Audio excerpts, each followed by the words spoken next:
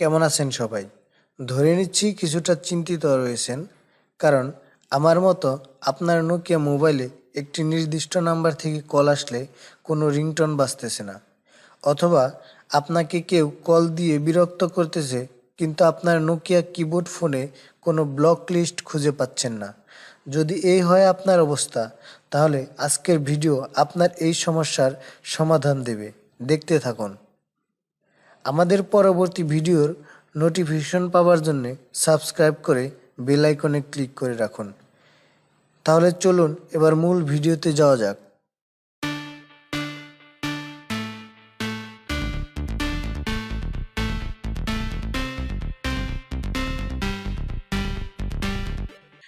প্রথমে আমাদেরকে মেনুতে যেতে হবে, মেনু। এরপর আমরা একটু নিচের দিকে আসব। এখানে দেখেন সেটিংস রয়েছে, আমরা এখন সেটিংসে যাব।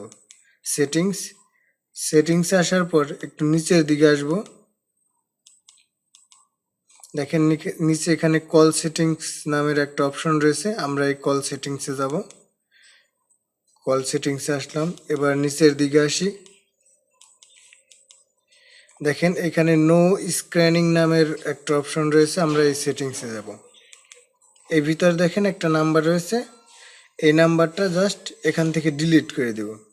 এখান থেকে ডিলিট করে দিলেই আপনার ওই যে রিংটোন বাজতো না, এই সমস্যার সমাধান হয়ে যাবে।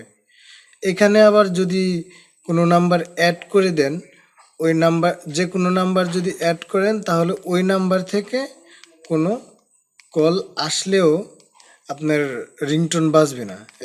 আমি জাস্ট সিম্পলি দেখাইলাম একটা নাম্বার ওকে করে, এবার ওকে চাপ দিলেই দেখেন নাম্বারটা এখানে অ্যাড লিস্টে অ্যাড হয়ে গেছে। এটা একটা ফেক নাম্বার দিলাম, আপনারা যদি প্রয়োজন হয় একটা নাম্বার দিয়ে দিবেন। মূলত এটাই হলো নোকিয়া ফোনের ব্লক লিস্ট।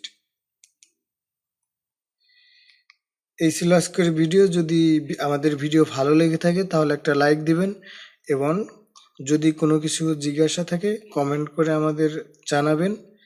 আমরা রিপ্লেতে আপনার প্রশ্নের উত্তর দেব। কথা হবে অন্য দিন অন্য কোনো ভিডিওতে। সে পর্যন্ত সবাই ভালো থাকবেন, সুস্থ থাকবেন। আল্লাহ হাফেজ।